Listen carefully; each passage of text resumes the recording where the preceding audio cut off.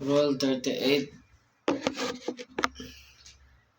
exemption in a vessel for or class or vessel, provided that she complies with the requirements of the international regulations for preventing collisions at sea 1960, the keel of which is laid or which is at corresponding stage of construction before the entry into force of this regulation may be exempted from compliance therewith as follow.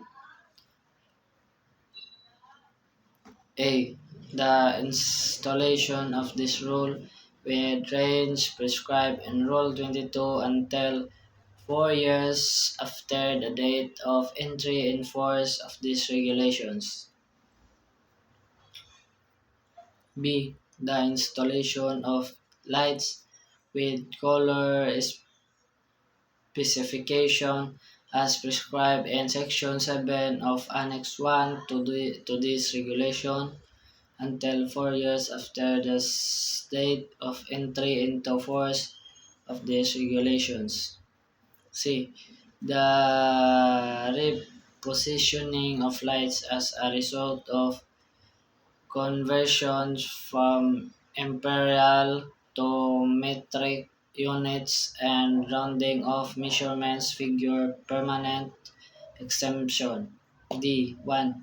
The repositioning of masthead lights on vessels of less than 150 meters in length resulting from the prescriptions of Section 3A of Annex 1 to this regulation permanent exemption. 2. The repositioning of masthead light on vessel of 150 meters or more in length resulting from the prescription of Section 3A of Annex I-1 to this regulation until 9 years after the date of entry into force of this regulation. E. The repositioning of masthead lights resulting from the prescription of Section 2B of Annex 1 to this regulation until 9 years after the date of entry into force of this regulation. F. The repositioning of sidelights resulting from the prescriptions of Section 2G and 3B of Annex 1 to this regulation until 9 years after the date of entry into force of these regulations. G.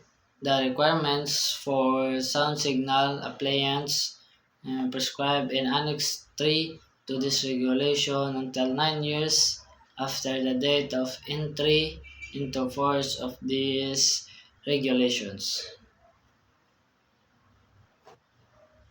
H. The repositioning of all round lights resulting from the prescription of Section 9B of Annex 1 to this regulation, permanent exception.